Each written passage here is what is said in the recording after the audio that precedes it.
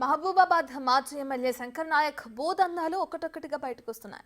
కాజీపేట శివారు రాంపూర్ దగ్గర దళితుల ఇళ్లను లాక్కున్న ఘటన మరొక ముందే మరో భూదందా వెలుగులోకి వచ్చింది.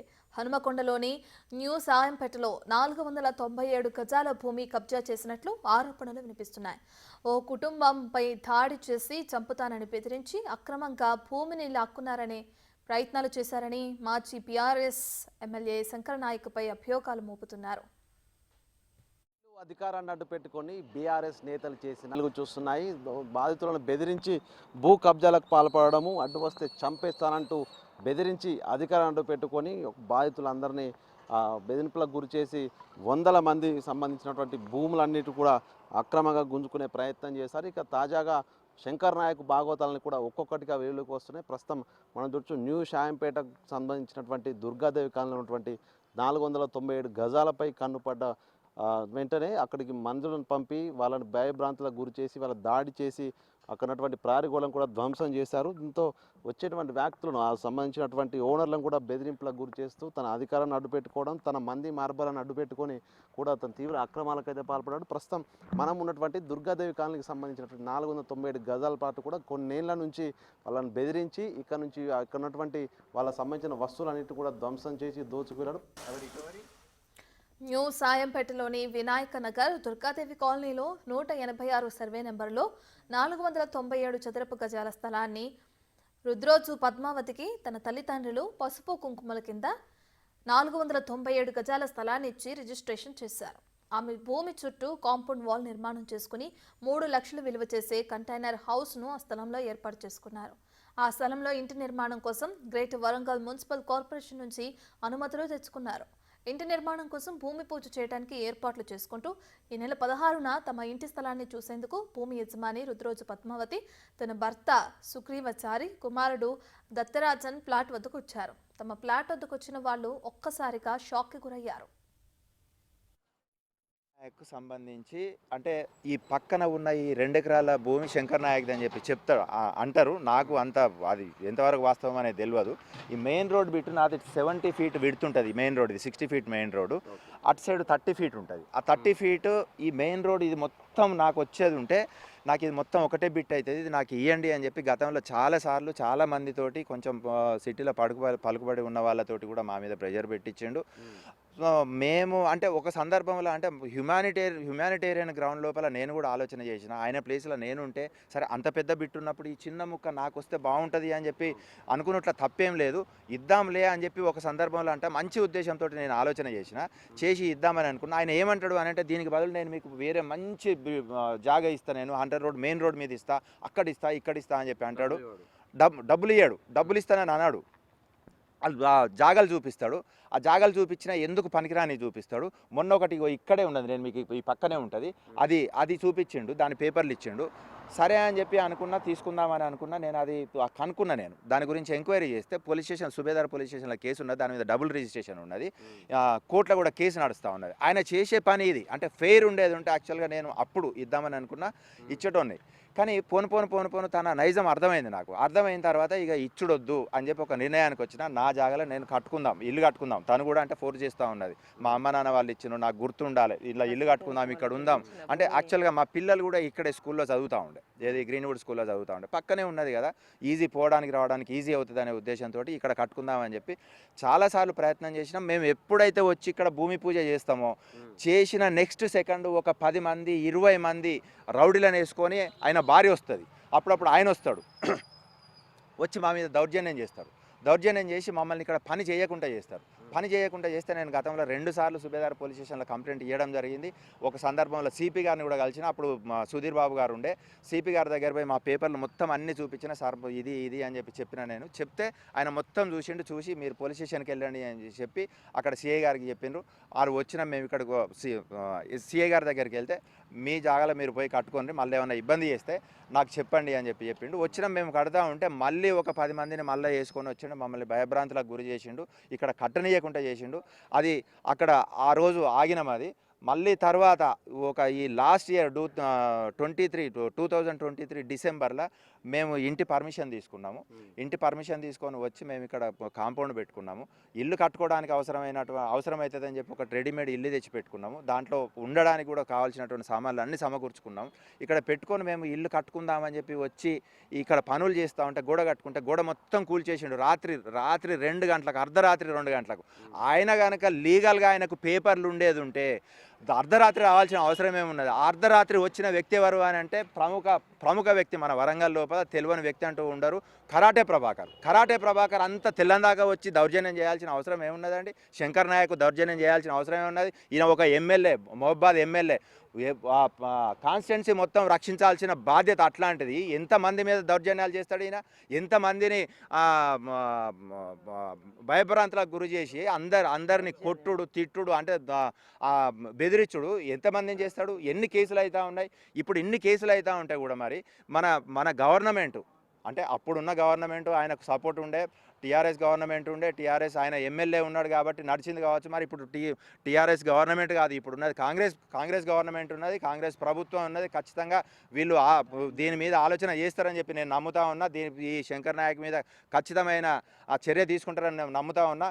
మొన్న జరిగిన విషయం, మేము 16వ తారీఖు రోజు ఇక్కడికి వచ్చినాం. మేము 16వ తారీఖు రోజు సాయంత్రం 6:30కు వచ్చినాం. వచ్చి ఇక్కడికి రాగానే ఇక్కడ వేరే ఎవరో ఒక ఆడం ఉన్నది. ఎవరమ్మా అని చెప్పి అంటే ఇక్కడ ముందు పెళ్ళి అయితే ఉన్నది, వాళ్ళోళ్ళు కావచ్చు అని చెప్పి అనుకొని ఈ గోడ కూలగొట్టున్నది. మేము దాని షాక్ గురై అసలు ఏమైంది ఏంటిది అని చెప్పి మేము మాట్లాడుకుంటా ఉన్నాం. మాట్లాడుకునే సందర్భం లోపల దన్మని ఒక 5గురు ఎక్కడి నుంచో వచ్చిందండి. 2 నిమిషాలలో వచ్చిండ్రు. మాకు తర్వాత అర్థమైంది ఏంటిది అని అంటే ఇక్కడ ఉన్న ఆమె వాళ్ళకి ఫోన్ చేసి వాళ్ళు వచ్చుడు మా మీద అటాక్ చేసిండ్రు. అరే వీళ్ళు అటాక్ చేస్తూ ఉన్నారని చెప్పి నాకు ఇమీడియట్ నేను 100 డయల్ చేసిన. 100 డయల్ చేయగానే 100 డయల్ చేసిన మా వానికి వీడియో తీనానా అని చెప్పిన నేను చెప్తే వాడు వీడియో తీస్తూ ఉంటే వాని మీదకి వచ్చిన వాని మీద పడి ఫోన్ గుంజుకున్నారు, కొట్టిండ్రు. వాని ల్యాప్టాప్ ఉండే, బ్యాగ్ ఉండే, అది గుంజుకున్నారు. లోపల ల్యాప్టాప్ పగిలిపోయింది. మళ్ళీ నా ఫోన్లో నేను వీడియో తీస్తూ ఉంటే నా మీదకి కూడా వచ్చిండు, నన్ను కొట్టిన, నా ఫోన్ కూడా గుంజుకున్నారు. తను అపోజ్ చేయబోతే ఆ లేడీ ఉన్న ఇంకోటి ఇద్దరు కలిసి వచ్చి ఆమె మీద పట్టి గుంజిండ్రు. ఆమె కొంగు పట్టి గుంజిండ్రు. మొత్తం చినిగింది, జాకెట్ అంతా చినిగింది. అవన్నీ ఫొటోస్ కూడా ఉన్నాయి, కావాలంటే నేను మీకు చూపిస్తా. మళ్ళీ వచ్చేసరికి గోడ మొత్తం కూలగొట్టిండ్రు, గోడ కడతా ఉన్నారు. ఇక మేము అంటే ఏం చేయలేక ఇటు వీళ్ళ సపోర్ట్ లేక మేము సిపి గారికి డైరెక్ట్ ఫోన్ చేసినాం. సిపి గారు వెంటనే స్పందించిండ్రు. 2 కానిస్టేబుల్ని పంపించిండ్రు. ఆ వచ్చిన కానిస్టేబుల్ మీద కూడా వాళ్ళు ఎదురు మాట్లాడుతూ ఉన్నారు. మీకేం రైట్ ఉన్నది, మీరు వచ్చి ఇక్కడ పని ఆపడానికి మీరెవరు అని చెప్పి వాళ్ళ మీదకి మాట్లాడుతూ ఉన్నారు. పోలీసు వాళ్ళ మీదకి అట్లా మాట్లాడుతూ ఉన్నారంటే సాధారణ పౌరుల మా పరిస్థితి ఏంటిదండి? ఒక్కసారి మీరు కూడా అంటే నేను మీ మీడియా ద్వారా నేను రిక్వెస్ట్ పెడతా ఉన్నా. శంకర్ నాయక్ వల్ల చాలామంది నష్టపోతూ ఉన్నారు. వాళ్ళందరికీ న్యాయం జరగాలి అని అంటే శంకర్ నాయక్ మీద కఠినమైన చర్య తీసుకోవాలని చెప్పి ఈ సందర్భంగా నేను చెప్తా ఉన్నా. తాము నిర్మించుకున్న ప్రహరీ గోడ కూలకొట్టి తమ కంటైనర్ హౌస్ను తీసుకెళ్లిపోయారు. ఇక అక్కడే ఓ మహిళ ఆ స్థలాన్ని కాపలా కాస్తుంది అనడంతో ఎవరో అని ప్రశ్నించేలోగా ఆ ముఠా ఆ కుటుంబంపై దాడికి పాల్పడింది. ఇష్టం వచ్చినట్లుగా దాడి చేసి బట్టలు చిరిగేలా చితకబాదింది. సెల్ ఫోన్ సైతం గుంజుకుని కర్రలతో దాడి చేసే ప్రయత్నం చేయగా ప్రాణాలు తీస్తారనే భయంతో ముగ్గురు అక్కడి నుంచి పారిపోయారు. 2009లో మాకు రిజిస్ట్రేషన్ చేసిండ్రు. అప్పటి నుంచి నేను గవర్నమెంట్ టీచర్ని, రూపాయి పోగేసుకునే మనిషిని, డబ్బులు కూర్చుకొని సమకూర్చుకోవడానికి టైం పడుతుంది కాబట్టి మాకు కొంచెం టైం పట్టింది. ఈ లోపల మేము ఎప్పుడు మొదలుపెట్టినా కూడా ఈయన ఏదో ఒకటి ప్రాబ్లం తీసుకొచ్చిండు. ఇన్ని సంవత్సరాలుగా ఇది 3వసారి కూలగొట్టడము. మా మీద ఈసారి దౌర్జన్యం కూడా చేసిండు. మమ్మల్ని ఒక ప్రాణ భయం ఉంది, అట్రాసిటీ కేసు పెడతాడు అని చెప్పని ప్రతిసారి మమ్మల్ని బెదిరిస్తూ ఉన్నాడు. ఈసారి మేము ఇల్లు కట్టుకోవడానికి అన్ని లీగల్ పేపర్స్ ఉన్నాయి మా దగ్గర. ఇంటి పర్మిషన్ తీసుకున్నాం. మేము పూర్తి స్థాయిలో నేను కట్టుకోవడానికి సిద్ధమై ఇక్కడికి వచ్చిన తర్వాత మా రెడీమేడ్గా ఉన్న ఇల్లు ఎత్తుకుపోయినరు, మా మీదకి దౌర్జన్యం చేసినరు. ఇప్పుడు మళ్ళీ చంపుతామని బెదిరిస్తున్నారు కూడా. ఇట్లాంటి సమయంలో మళ్ళీ మేము పోలీస్ అధికారుల దగ్గరికి వెళ్ళినాము. లాస్ట్ టైం ఎఫ్ఐఆర్ ఉండి కూడా వాళ్ళకి ఇంత భయం లేకుండా ఇట్లా చేశారు. ఇప్పుడు మళ్ళీ ఎఫ్ఐఆర్ ఫైల్ అయింది. ఇప్పుడు శంకర్ నాయక్ మీద కఠినమైన చర్యలు తీసుకోవాలి.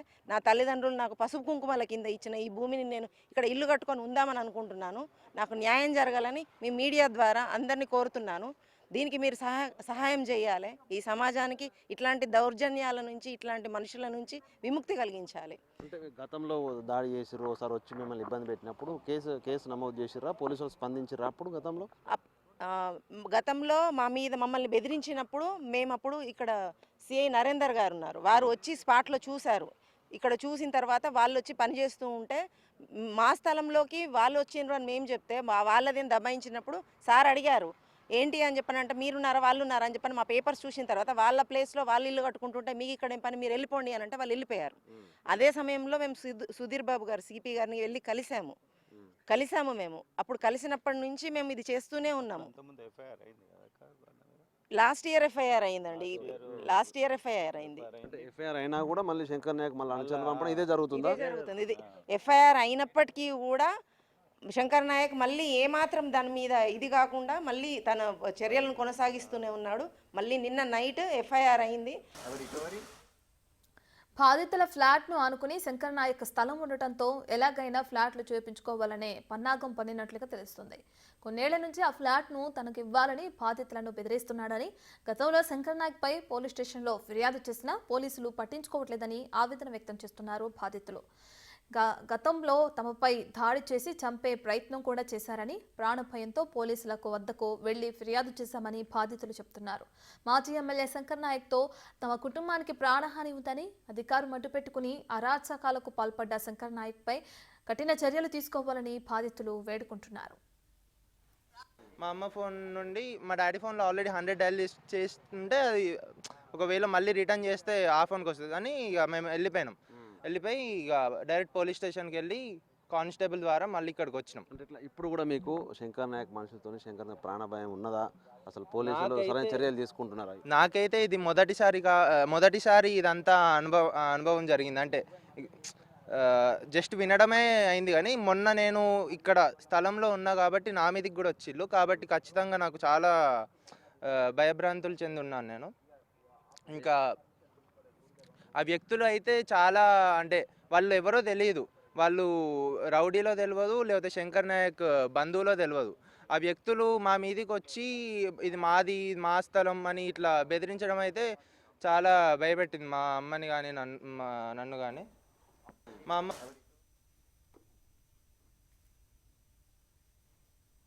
మాజీ ఎమ్మెల్యే శంకర్ నాయక్ అక్రమాల్లో ఇది ఒక పీస్ మాత్రమే అంటున్నారు బాధితులు. అవే కొద్ది మరిన్ని బయటకు వస్తాయని చెప్తున్నారు.